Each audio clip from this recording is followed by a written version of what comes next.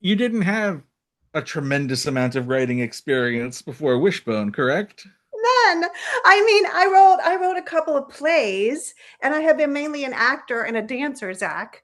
And I had never written a screenplay or a teleplay. I had to go to Borders Books and Music and get a collection of William Goldman screenplays and look at them to see the format. Because I was like, it can't be that different from a play, right? So I always tell people, like, say yes on Friday and figure it out by Monday, because you can. And when it's as simple as, do I know this format? Like, technicalities can really intimidate people. But if you just take it on, the creativity is going to come through and you can figure it out. So that's what really, that was my first Wishbone lesson for myself anyway. I mean, of everything in the movie, I think in the documentary, I think that was the most just immediately inspiring. Of Oh, just like, I've got to write 5 scripts. yeah, Let's do it. I let's mean, do you it. wrote that the whole pilot order of the 5 episodes. You wrote all of those, I right? wrote all of those, Zach. It was crazy. And I was so green. And I may have said this in the documentary, but I was so green that I didn't understand that I wouldn't be able just physically to write all 40 of them. I was kind of like, oh, yeah, okay, yeah, one a week, sure. Read a classic novel, figure out kids and dogs, two stories, how they interact. Yeah, yeah, sure. Go to production meetings. I'll be fine. And yeah, no, that's not how. Mm-mm. So thank goodness for Mo and Vincent um and other people that we brought in. But yeah, it was nuts. Yeah, I mean, and you've had such a tremendous career in children's television since then. I mean, I don't think that I'm remiss to say that that just wouldn't have happened without Wishbone, right? Oh no, it never would have happened without Wishbone. And I always Wishbone was a PhD in children's television, right? Like I went right from kindergarten to like a doctorate in 40 episodes, basically. And I also, for me too, and what's been so fun about working with kids is, well, my mom worked with kids. I grew up with my mom doing children's theater and all kinds of creative work with kids. So I definitely grew up in a household where you didn't talk down to kids. You didn't pretend that kids were less than or that they deserved kind of a dumbed down version of things. It was always, kids were the most important audience. They were the most important people in the room. And so that background and getting to work on Wishbone just kind of consolidated for me. I love this audience. I love writing for this audience. And I love getting to share things with them that maybe they thought were too scary for them, or they just didn't know because they're kids and you're learning everything for the first time. So being able to introduce a kid to like a sea creature in the Octonauts, or a work of classic literature and Wishbone, or just a good joke in Arthur, was just so fun. Like, I've just been super lucky to get to do it over and over again. And everything I learned from Wishbone is the foundation. Yeah. I'm sure that you're familiar with the meme of Arthur clutching his fist before the fight. Yes, I am. So Do, good. do, you should be getting royalties for that. You know what? Thank you, Zach. I hope this is on the record. Yes, I should be getting royalties for that. I'll put my address in the chat and we'll work on that. Yeah. We'll put that on Reddit.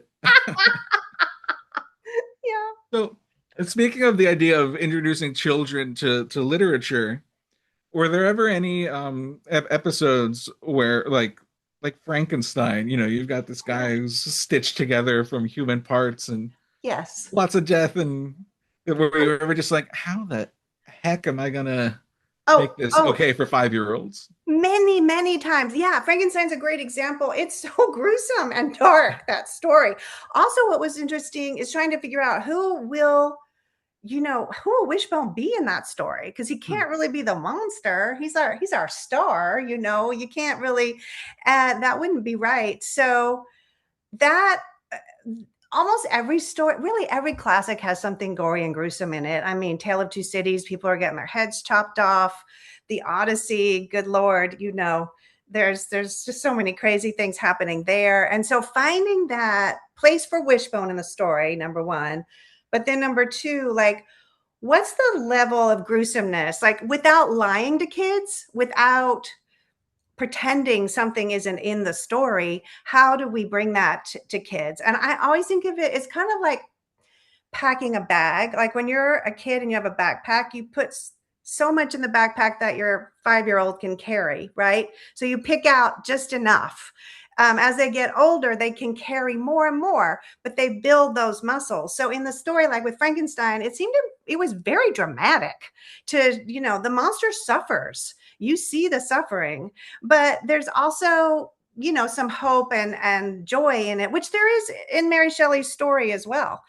And just the fact that someone lived to tell you the story is always a sign that it's going to be okay. Does that make sense? Like this story got written, somebody made this story for you. So whatever it has inside of it is survivable, because otherwise there wouldn't be a story. So I think Yeah. that's kind of the viewpoint I took. But also I, just always looking for the humor. Even in the dark stories, there's funny stuff. And you have to find the humor in everything, not just for kids, but just in life. And then this little dog is just so funny. And it's already so funny that you have a dog in these very serious situations that we played so straight, which is what made it great, that we didn't ever pretend it wasn't a dog. But at the same time, the dog, like a kid, when you imagine yourself as a kid acting out like your favorite Star Wars scene or whatever, you don't picture yourself as a kid. You picture yourself as the grown-up character, and all the grown-ups around you are treating you that way. So that was what we had to do with Wishbone, writing it, and then of course the beautiful way it was shot, and everything Larry brought to it as well. So and that's, I think what you just said is kind of like the secret just to great children's programming in general, is not talking down to nope. kids and treating them like kids, is the understanding that you can only show them so much stuff, but you're Exactly. not gonna be like, you can't watch this. You're like, Well, and if treat them you're like a kid, adults. as soon as someone says you can't watch this, what are you going to do? Go Oh watch yeah, it. And maybe you're parental going to watch it. advisory Yeah. And that stickers. may be a version that you're actually not emotionally ready to handle. I mean, Valley of the Dolls laid me out at 6. It's the campiest movie ever, but I watched it on a Saturday matinee or something, no one around. I cried for 3 days. Those poor girls and their drugs. I never got over it. It's like, Oh, you had it easy. Mine was Papillon. oh my gosh, Zach. Okay. Yeah, I was not ready. No, but you know what I mean. It's like there's the dial has to be turned up carefully. But also, we lived. I was going to say You we know also survived, and that's the other thing I think kids can handle a lot more intellectually, emotionally than we think they can. exactly. And we ask them to every day. They're out in the world, like having to make it up as they go along. Like people forget that being a kid, we love to romanticize it as adults, but being a kid is actually pretty hard. There's a lot you don't understand that's happening that you don't have control over. There's a lot of new things being thrown at you all the time. There's first loves, first friendships, first losses. So many, there's so much happening in your life as a kid that's huge.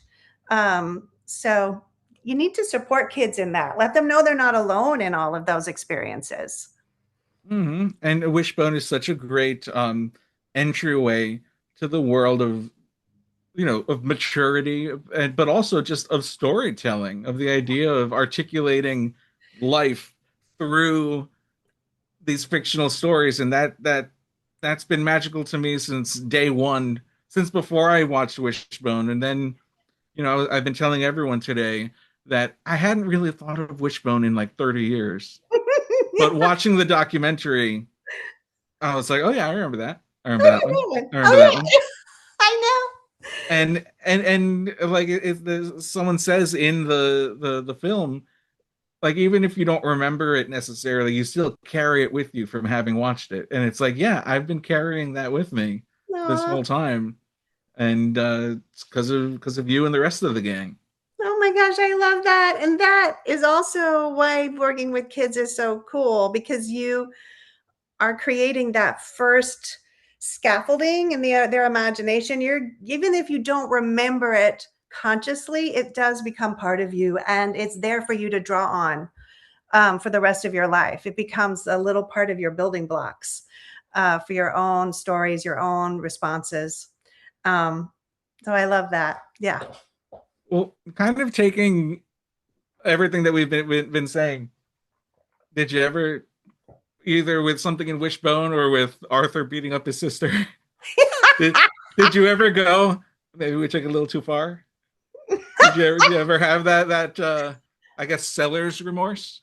Seller's remorse. That's such a great question. I mean, I definitely did by myself in moments, and then I usually rewrote it. I'm trying to think if there is a moment where I think we went too far. I mean, there's definitely things you don't want to think too hard about, like, Wishbone falling in love with Juliet. Like, you don't really want to think too hard about that, to Zach.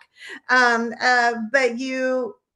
I feel like, gosh, I'm gonna have to say no.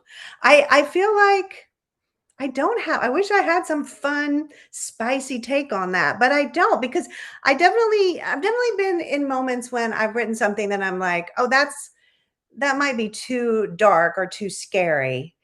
As I said, in a draft, but then I do take a step back and then try to dial it back. I think you're beating up on your sister is kind of a thing you have to do. I'm sorry, but you know, familial sibling violence is a thing we have to address. We have to be Yeah. honest. So, yeah. Oh, I still feel like more than 30 years later, I still feel bad for all the fights I got into with my I brother. know. He I he know. and I always won, but he's the one who like doesn't care. He's like, whatever. And I'm like, but I feel so bad because I hit you. Oh no, that's what's so funny about those memories, is how you can carry something forever and bring it up finally and be like, I'm so sorry. And they're like, wait, what? I don't remember that. Did you do that? And you're like, yes, I did. So my sister was in Wishbone. She played So Juliet, so Joan of Arc. Yes, exactly.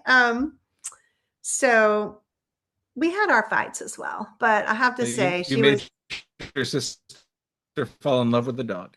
I did. I was just thinking that when I said that. And she got burned at the stake and, hit by an arrow as Joan of Arc. She really suffered a lot in that show, now that I think of it. Actually, when we did the burner at the stake thing, we all agreed to do this joke where we just left her there.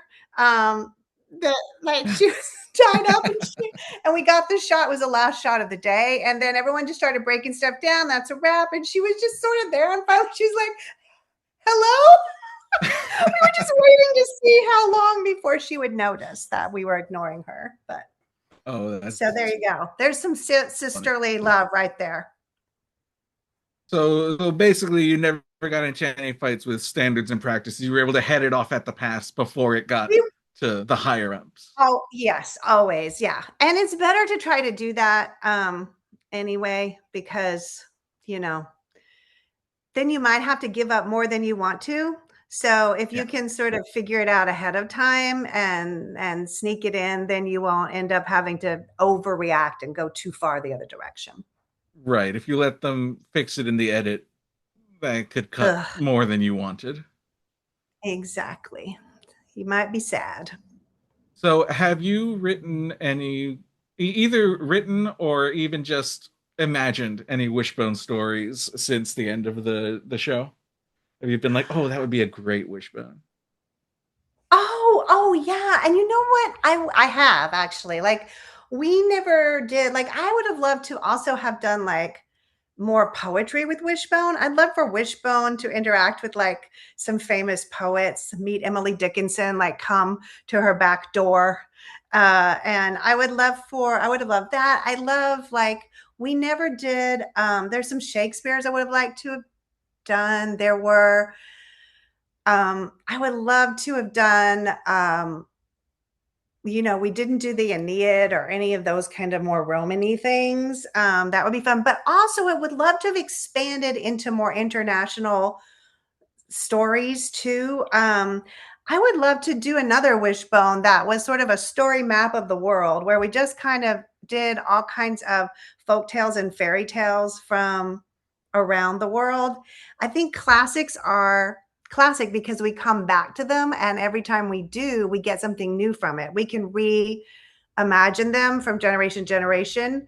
And I think folk tales are kind of a classic that's sometimes underappreciated. Certainly working on Hilda, I loved, reading the folk tales, the fairy tales, and kind of playing with those and realizing also how there's an idea that can appear in Norway that also appears in Argentina.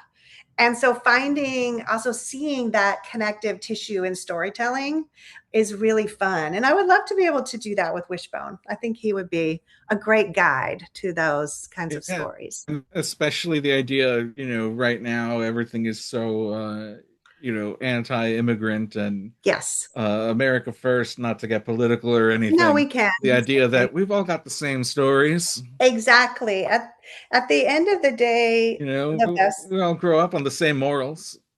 we did, and we're all struggling with the same basic things, how to be kind to each other, how to survive the world, whether to go into the forest or not. Once we get there, how do we get out? Those are everybody's dealing with those things. Yeah.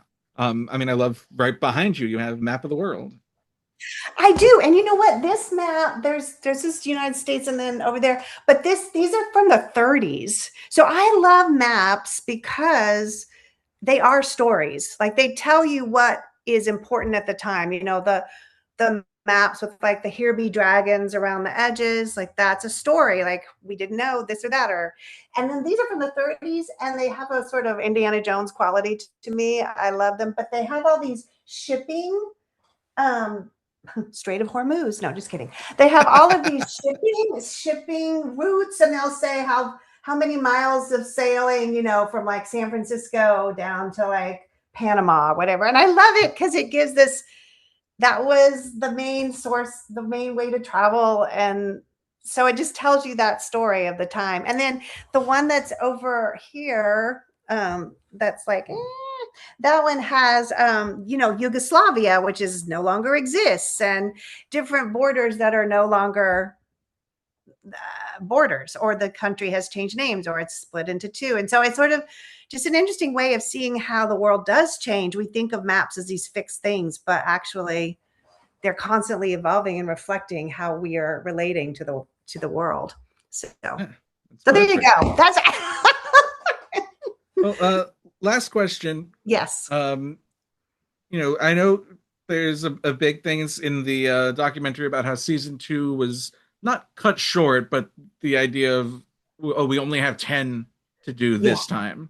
Yeah. So when you were whittling down that list, were there any darlings that you had to kill? Like, oh, I would have loved to have done this one.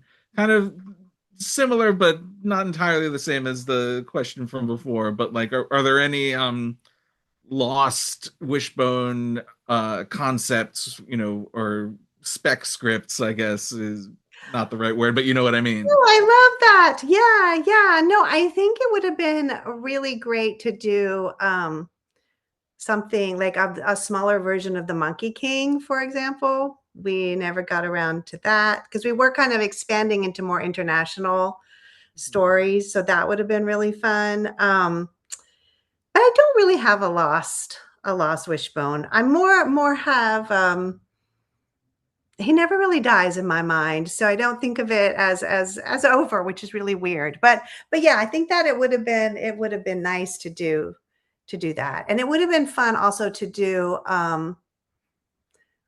some of more of the Russians. Like that's so hard because Russian literature is so huge and shaggy. But it would have been fun to do some Chekhov stories, or take on something really different from what we'd done before. And Chekhov has some really funny stories, some great characters. So maybe some Chekhov short stories would have been great because we didn't have a lot of Russian literature represented. We had Gogol, which was hilarious, Inspector General, but Well, I imagine, maybe it's just my optimism, but it's just a matter of time before someone goes, yeah, sure, here's a bunch of money, go make some more. yeah, I But like that. I think that would be awesome. I think that would be Until great. then, Yes. until Oh, no, then, thank you so much for your time, for the documentary, and for the show that influenced so many lives, including my own. And I hope to talk to you again soon. thank you. That makes me so happy. Thank you, Zach. This was so fun. It's so fun to talk about these things. And good luck to your mom. I hope she feels better really fast. I know she will. You're there with her. Once your kid is there, you're fine. So she'll be great. Thank you. Yeah.